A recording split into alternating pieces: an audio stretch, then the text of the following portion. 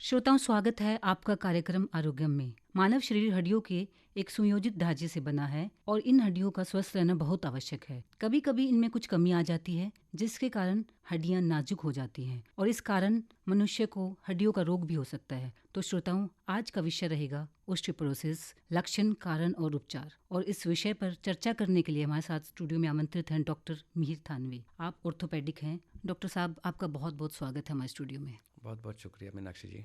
अगर हम अपने विषय की बात करें डॉक्टर साहब, तो है ओस्टियोपोरोसिस।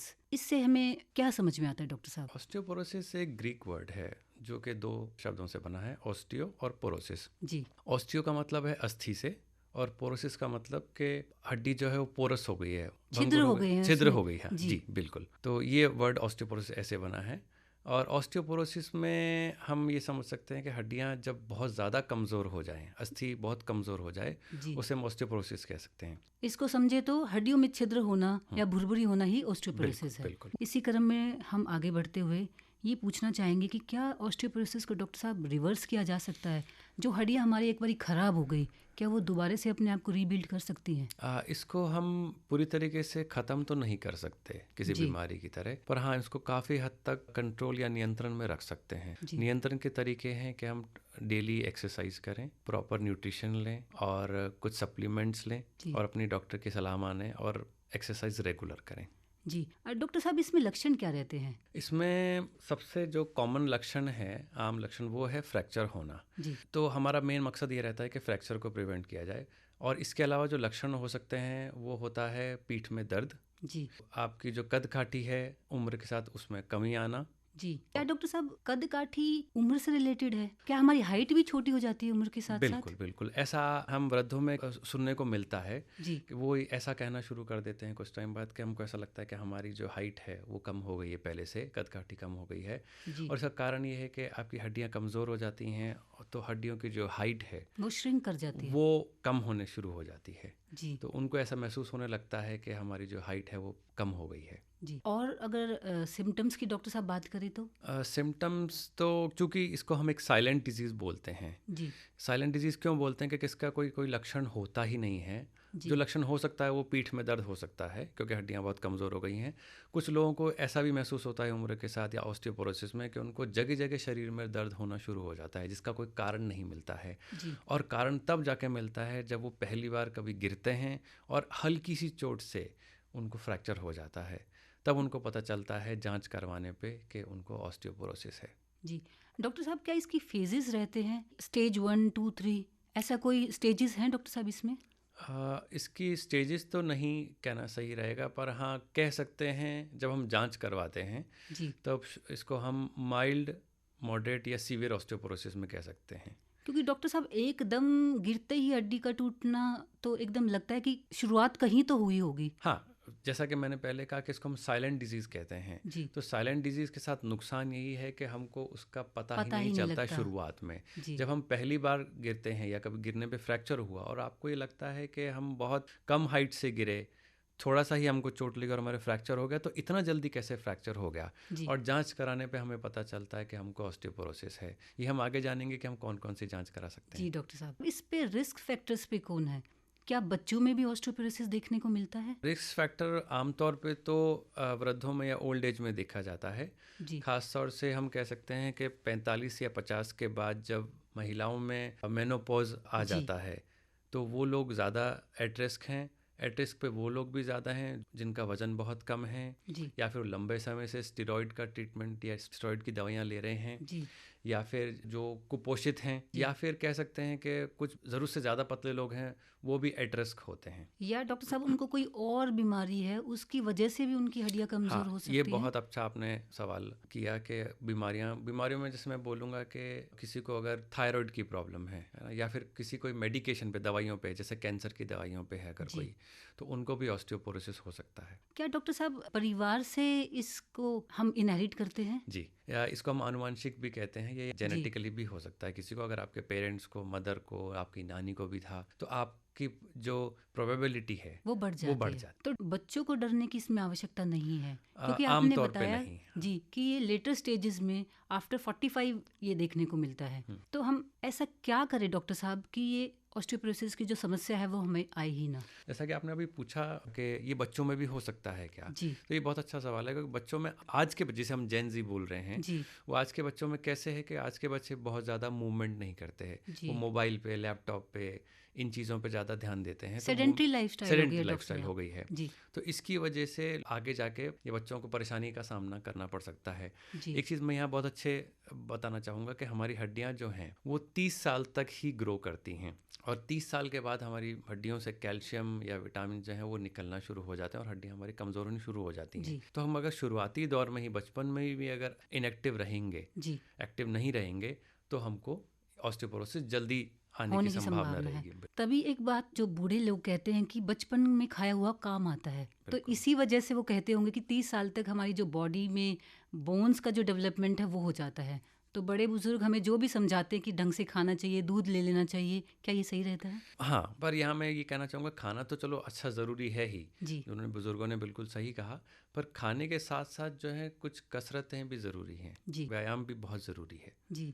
तो डॉक्टर साहब इसमें स्पेशल टाइप की कोई कसरत रहती है हाँ, इसको हम प्रतिरोध एक्सरसाइज बोलते हैं, या जी, हम रेजिस्टेंस एक्सरसाइज बोलते या हैं। इम्यूनिटी बढ़ाने के लिए डॉक्टर साहब ऐसा कुछ? इम्यूनिटी तो आपके इन्फेक्शन से लड़ने की क्षमता हो गई। जी ऑस्टियोपोरोसिस तो हड्डियाँ कमज़ोर है, तो उसके लिए जो एक्सरसाइज हैं वो है, एक तो प्रतिरोध, रेजिस्टेंस एक्सरसाइज। जी रेजिस्टेंस का मतलब है कि हम कुछ वजन वाली एक्सरसाइज जिसमें हमें जोर पड़े, जी हमारे घुटनों पे, हमारी हड्डियों पे जोर पड़े, तो ये हम एक्सरसाइज अगर हम करेंगे, जैसे सीढ़ियाँ चढ़ना है जी या हल्की जॉगिंग है, मैं रनिंग के लिए तो नहीं आपको सुझाव दूंगा, पर मैं लाइट जॉगिंग के लिए आपको जरूर सुझाव दूंगा, या ज़मीन पे बैठना, या बुज़ुर्गों में जैसे गिरने की संभावना वो बहुत ज़्यादा रहती है, तो हम ताई ची एक्सरसाइज, जो एक तरह की चाइनीज़ एक्सरसाइज है, जी जो संतुलन की एक्सरसाइज है, या हमारे भारत में योगा एक्सरसाइज या योग हम करने के लिए बोलते हैं, जी वो बहुत धीमे धीमे किए जाते हैं और वो संतुलन को बनाते हैं। संतुलन यहाँ क्यों ज़रूरी है, क्योंकि वृद्धों में ये देखा जाता है कि गिरने से ही फ्रैक्चर होते हैं, गिरने जी के चांसेस क्यों उनमें ज़्यादा होते हैं, क्योंकि उनका संतुलन उतना नहीं रहता। जी। तो ये एक्सरसाइज डॉक्टर साहब आपने बताया कि हमें बैलेंस करने में मदद करती हैं, और बिल्कुल, बैलेंस रहेगा तो कोई भी बुजुर्ग गिरेंगे ही नहीं, और गिरेंगे नहीं। गिरेंगे नहीं तो फ्रैक्चर होने की तो संभावना बनती बिल्कुल ही नहीं है। बिल्कुल। तो डॉक्टर साहब कई बार हमें घर में भी कहते हैं कि सीढ़ियाँ नहीं चढ़नी चाहिए, उससे घुटने खराब होते हैं, क्या ये मिथ है डॉक्टर साहब? ये मिथ है, क्योंकि घुटना, मैं अगर कहूँ तो मेरा भी खराब हो रहा है, जी और जिसने इस धरती पे जन्म लिया है उसका घुटना खराब हो रहा है, अगर वो चल रहा है तो। जी। हाँ, वो ये एक एज की बात होती है डॉक्टर साहब की, एज के साथ ये घुटने खराब होंगे ही, बिल्कुल ये नेचुरल बिल्कुल प्रोसेस बिल्कुल। है। जैसे आपने गाड़ी खरीदी है तो आपका टायर एक समय के बाद घिसेगा ही घिसेगा, जी और हमको उसको बदलवाना ही पड़ेगा। उस तरीके से घुटने या जो जोड़ है हमारे, जी क्योंकि घुटना एक वजन वाला जोड़ है, वो वजन लेता है हमारा, जी और वो डेली चलने में काम में आता है, तो हमारा घुटना जो है वो घिसेगा ही घिसेगा। हाँ, ये कहना सही है आपका कि सीढ़ियाँ चढ़ने से वो थोड़ा सा अधिक घिसेगा। जी। तो डॉक्टर साहब सीढ़ियाँ हमें अवॉइड करनी चाहिए चढ़ना, मतलब जहाँ तक हो सके बुजुर्गों को? नहीं, बिल्कुल नहीं। जी सीढ़ियाँ चढ़ना बहुत अच्छी एक्सरसाइज है, बशर्ते आपको सीढ़ियाँ चढ़ने में तकलीफ या दर्द नहीं होता है। जी। डॉक्टर साहब ऐसी कोई दवाइयाँ रहती हैं जिससे हमें ऑस्टियोपोरोसिस की संभावना ना बने? हाँ, इसमें कई तरह की दवाइयाँ हो सकती हैं। शुरुआत हम करते हैं सप्लीमेंट से, तो जी सप्लीमेंट में आते हैं आपके विटामिन डी, जी कैल्शियम और विटामिन सी। जी ये तो आम जनता भी जानती है। इसके अलावा जो मेडिकेशंस या जो दवाइयाँ हैं इसके अंदर, वो स्टार्ट होती हैं। अच्छा, हम दवाइयाँ कैसे शुरू करते हैं? हम दवाइयाँ शुरू करते हैं ये जांच करवा के कि आपकी जो ऑस्टियोपोरोसिस है वो किस लेवल पे है, कितना है। जी आपको माइल्ड है, अगर हल्का फुल्का है तो उसके लिए विटामिन डी, कैल्शियम पर्याप्त है। अगर आपको मॉडरेट है, मतलब थोड़ा ज़्यादा है, तो हम आपको बिस्फॉस्फोनेट्स देते हैं। जी बिस्फॉस्फोनेट्स में आपके एलेंड्रोनेट या जोलेंड्रोनिक एसिड के इंजेक्शंस आते हैं। और अगर किसी को ऑस्टियोपोरोसिस बहुत ज़्यादा है, जी तीव्र है, तो उसके अंदर हम इंजेक्शन देते हैं, जैसे डिनोसोमैब या टेरीपेराटाइड के इंजेक्शंस आते हैं। डॉक्टर साहब ऑस्टियोपोरोसिस की पहचान कैसे की जा सकती है, इसको डायग्नोस कैसे करें? लक्षणों या सिम्टम्स के अलावा हम इसका एक टेस्ट कर सकते हैं, जो एकमात्र टेस्ट है उसको हम बोलते हैं डेक्सा स्कैन। जी डेक्सा स्कैन एक तरह का एक्सरे ही है जो हमारी बोन की डेंसिटी या घनत्व को दर्शाता है। जी इसमें एक फ्लैग बना हुआ होता है, अगर आपने कभी देखा हो डेक्सा स्कैन, तो इसमें एक फ्लैग जैसा एक पिक्चर होती है, जिसमें ऊपर तो होता है ग्रीन कलर, जी बीच में होता है येलो कलर, और नीचे होता है रेड कलर। जैसा कि हमको प्रतीत हो रहा है कि ग्रीन कलर मतलब कि हमारी हड्डियां जो हैं वो नॉर्मल हैं, येलो कलर का मतलब ये है कि अब हम सतर्क हो जाएं कि हमारी हड्डियां कमज़ोर होनी शुरू हो गई हैं। जी। और रेड का मतलब कि अब तो हमारी हड्डियां कमज़ोर हो चुकी हैं और हमको मेडिकेशन या इंजेक्शंस को हमको लेना शुरू कर देना चाहिए और पर्याप्त ध्यान या सावधानी रखनी शुरू कर देनी तो डॉक्टर चाहिए। साहब, ये जो डेक्सा टेस्ट आपने बताया, ये जी, किस एज में हमें करा लेना चाहिए? कोई एज तो नहीं है, पर अगर आपको शरीर में दर्द हो रहा है बिना जी। किसी कारण के, या आपकी उम्र जो है वो 50 साल से या 60 साल से ऊपर है जी। और आपको जोड़ों में या हड्डियों में दर्द होना शुरू हो रहा है, तो आप ये करवा सकते हैं। और डॉक्टर साहब, अगर मैं पूछूं कितनी बार मैं रिपीट करना चाहिए इसको, टेस्ट को? अगर आपने मान लीजिए आपने 45 से 50 साल पे कराया जी। और वो हड्डियां नॉर्मल आई हैं, ग्रीन में हैं, तो आपको हर साल में एक बार करवा लेना चाहिए। पर अगर आपकी हड्डियां ऑस्टियोपोरोसिस वाले कैटेगरी में आ गई हैं, जी। तो आपको हर 6 महीने में करवा लेना इसको चाहिए। रिपीट करना चाहिए। हाँ, ये चेक करना चाहिए कि हमारा जो ट्रीटमेंट चल रहा है वो सही चल रहा है कि नहीं, जी, रिकवरी हो रही है कि नहीं? रिकवरी हो, इम्प्रूवमेंट हो रहा है कि नहीं हो रहा जी। डॉक्टर साहब, अभी आपने जिक्र किया था विटामिन डी का, है। जी। सी का और कैल्शियम का। क्या ये बिना सप्लीमेंट्स के हमारी बॉडी में अवेलेबल रहते हैं? विटामिन की परिभाषा क्या है मीनाक्षी जी? वो ये है कि विटामिन वो तत्व हैं जो हमारी बॉडी खुद से नहीं बना सकती। जी। तो इसमें सिर्फ एक ही अपवाद है, वो विटामिन डी। हमारी बॉडी विटामिन डी बना सकती है, पर वो तभी बना सकती है जब हम धूप सनलाइट में से बैठे। एक्सपोज हों, या जी। हम धूप में बैठें। और इसमें राजस्थान में गर्मी इतनी ज़्यादा पड़ती है तो लोग यहाँ पर धूप का उतना सेवन नहीं कर पाते, जी। और बैठते भी हैं तो वो कपड़े पहन के बैठते हैं, जी। तो उनको उतना नहीं मिलता। तो त्वचा पे जब तक आपके सनलाइट नहीं पड़ेगी तब तक हमारा विटामिन डी नहीं बनेगा। तो डॉक्टर साहब, इन विटामिन्स का ओस्टियोपोरोसिस को रोकने में क्या मदद रहती है? विटामिन डी का असली जो काम है वो है कैल्शियम, जो हमने खाया डेली बेसिस पे, चाहे फूड से खाया हो चाहे कैल्शियम की टैबलेट से खाया हो, उसको एब्जॉर्ब करने का, उसको अवशोषित करने का काम उसका होता है विटामिन डी का। तो अगर जी। विटामिन डी ही नहीं है आपकी बॉडी के अंदर तो आपको वो कैल्शियम जो आपने खाया वो फ़ायदा नहीं करेगा। जी। दूसरी चीज़, विटामिन डी के साथ प्रॉब्लम क्या है कि विटामिन डी सिर्फ और सिर्फ धूप से मिलता है। बहुत कम ऐसे फूड हैं जिससे कि विटामिन डी आपको मिलता है, अगर मिलता भी है तो बहुत कम मात्रा में मिलता है। जी। तो लोगों को क्या लगता है कि हम विटामिन डी की कैप्सूल नहीं लेंगे, हम टैबलेट नहीं लेंगे, हम धूप में बैठ जाएंगे। जी। पर धूप में हम बहुत ज़्यादा देर तक नहीं बैठ सकते और खाने से हमें उतना पर्याप्त मात्रा में मिलता नहीं है। तो बेस्ट ये है कि हम विटामिन डी का हफ्ते में एक अगर कैप्सूल ले लें तो वो पर्याप्त है। डॉक्टर साहब, इस पे हम विस्तार से चर्चा करना चाहेंगे, क्योंकि इसका तो लेवल होता होगा डॉक्टर साहब विटामिन डी का। तो कितना लेवल होना चाहिए कि हमें जो कैप्सूल्स हैं वो स्टार्ट कर देने चाहिए? जी, सबसे पहले हम देखेंगे कि कितना होना चाहिए। जी। जो नॉर्मल लेवल है वो 30 से लेकर 100 तक विटामिन डी का नॉर्मल लेवल होता है। जी। बच्चों में अलग हो सकता है, बूढ़ों में अलग हो सकता है, पर नॉर्मल लेवल जो है वो 30 से 100 तक होता है। तो मिनिमम 30 तो होना ही चाहिए और 100 से ऊपर नहीं जाना चाहिए, क्योंकि इसकी टॉक्सिसिटी भी हो सकती है, नुकसान जी। भी हो सकता है। और इसका सिंपल सा तरीका है कि विटामिन डी का एक कैप्सूल आता है जो हफ्ते में एक बार लेना होता है, 60 के स्ट्रेंथ का, 60,000 स्ट्रेंथ का। जी। वो हफ्ते में एक काफ़ी होता है। तो डॉक्टर साहब, लेवल कितना भी आए, इसको हमें अपनी जैसे डाइट में शामिल करते हैं, वो हफ्ते में इसको शामिल करना ही करना है? इसको शामिल कर सकते हैं, पर पहले आप एक बार अपना टेस्ट करा लें। टेस्ट जरूर करवा लें कि विटामिन डी आपका कितना है। जी। तो इसका कोर्स रहता होगा डॉक्टर साहब? इसका कोर्स रहता है, पर वो कोर्स इस पर निर्भर करता है कि आपका विटामिन डी की कितनी कमी आई है। जी। डॉक्टर साहब, अभी हमने बात की थी कैल्शियम की। जी। कई बार हम बिना पूछे कैल्शियम खा लेते हैं जी। और वो हमारी किडनी पे भी डिपॉजिट हो जाता है। जी। तो क्या इसके क्या नुकसान रहते हैं? आप देखें कि एक भगवान की बहुत अच्छी बनाई हुई एक शरीर है। मैं क्या उसको अच्छा क्यों बोलूँगा, क्योंकि बॉडी उतना ही लेती है, आप कितना भी कैल्शियम खा लें। जी। इससे ये नहीं है कि आपने ज़्यादा 1 किलो कैल्शियम खा लिया तो आप वो कहीं ना कहीं जाके जमा हो जाएगा। जी। बॉडी उतना ही एब्जॉर्ब करती है जितना उसको ज़रूरत है। तो ये एक मिथ है कि ज़्यादा कैल्शियम खाने से आपकी आर्टरीज में या आपके किडनी में स्टोन बन जाएंगे कैल्शियम से। ऐसा नहीं है। तो हम कैल्शियम डॉक्टर साहब ले सकते हैं? ले सकते हैं, पर किसी के निगरानी में, जी। किसी की सलाह से। अगर हमारे घुटने जो हैं मतलब घिस गए हैं, जी। तो क्या इनका रिप्लेसमेंट पॉसिबल है? हाँ, जैसा कि ऑस्टियोपोरोसिस के स्टेजेस होती हैं उस तरीके से घुटने के भी स्टेजेस होती हैं 4। तो जो स्टेज 1 और 2 है उसके अंदर हम आपको एक्सरसाइज, कुछ सप्लीमेंट्स, ये आपको सलाह देते हैं। जी। पर यही प्रॉब्लम जब बहुत ज़्यादा हो जाती है और आप 5 या 10 कदम भी नहीं चल पा रहे हैं, जी। तो हम आपको सर्जरी की सलाह देते हैं। पर हर मरीज़ जो है वो ऑपरेशन के लिए नहीं होता है। जी।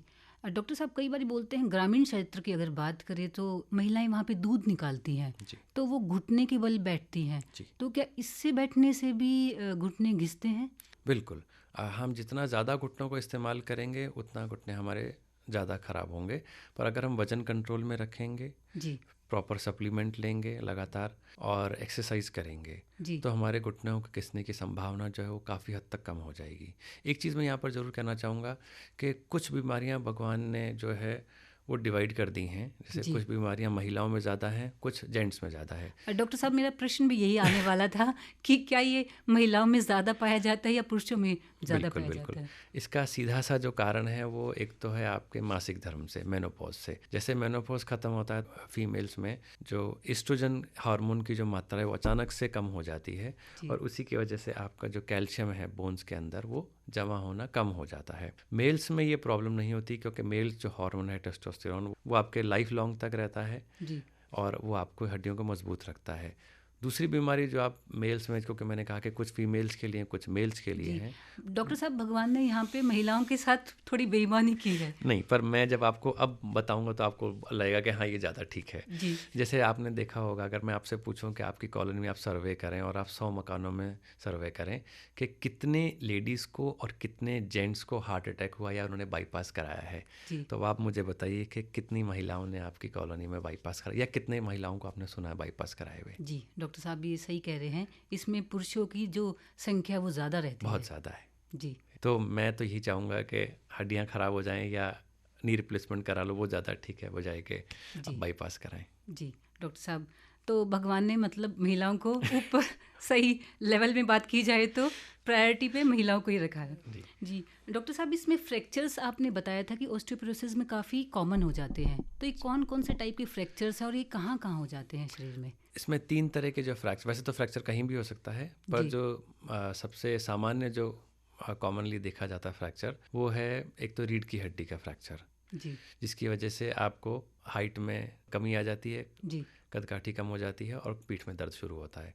दूसरा फ्रैक्चर जो होता है वो आपके कूल्हे में होता है, हिप जॉइंट के अंदर, जी जो एक तरह का सीरियस फ्रैक्चर है और आमतौर पर इसमें ऑपरेशन की ज़रूरत पड़ती है। और तीसरे तरह का जो फ्रैक्चर है वो तो होता है कलाई के अंदर, जिसमें कि हल्की सी चोट से आपको कलाई फ्रैक्चर के हो अंदर जाता फ्रैक्चर हो जाता है। तो जी। ये 3 जगह बहुत कॉमन है। डॉक्टर साहब, कई बार हमने सुना भी होता है कि बुजुर्ग महिला कभी गिरी थी या कोई भी बुजुर्ग गिरे थे और उनकी कूल्ही में फ्रैक्चर आ गया और वो जी ठीक भी नहीं हो पाते हैं, जी तो ये संकेत करता है कि उनको ऑस्टियोपोरोसिस की जी प्रॉब्लम जी। थी। डॉक्टर साहब, किसी को अगर ऑस्टियोपोरोसिस है और उनको फ्रैक्चर आए ही ना, इसमें क्या क्या प्रिकॉशंस ले सकते इसमें जैसा कि मैंने पहले कहा कि एक तो आप अपने डॉक्टर की सलाह लें, हैं? जी दूसरा आप प्रॉपर टेस्ट करवाएं टाइम टू टाइम, जी तीसरा आप एक्सरसाइज करें, जी व्यायाम करें, और चौथा आप कुछ सप्लीमेंट्स ज़रूर लें।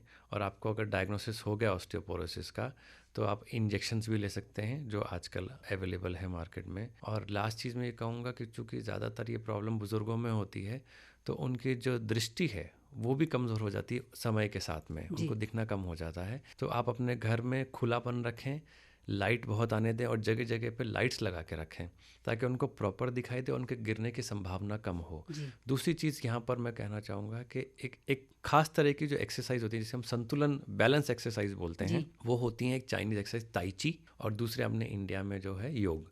ये दोनों ही संतुलन बनाने के अपने बैलेंस बनाने के रखने के लिए एक्सरसाइज प्रोग्राम की गई हैं। जी तो ये एक्सरसाइज बहुत धीरे धीरे की जाती हैं और ये बुज़ुर्गों के लिए ही बेस्ट है। जी। डॉक्टर साहब, आपने बताया कि ऑस्टियोपोरोसिस की जो समस्या है वो बहुत हद तक ट्रीट की जा सकती है, लेकिन इसमें सही इलाज और तुरंत इलाज की आवश्यकता रहती है और जीवन शैली में जो बदलाव है वो काफ़ी कारगर रहेगा कि हमारी हड्डियां जो हैं वो मजबूत रहें। और बिल्कुल। अगर बचपन से ही हम ढंग से खाएं, जंक फूड ना लें और जो लाइफस्टाइल है वो सेडेंट्री ना रखें तो बहुत हद तक हम ऑस्टियोपोरोसिस की संभावना को रोक सकते हैं।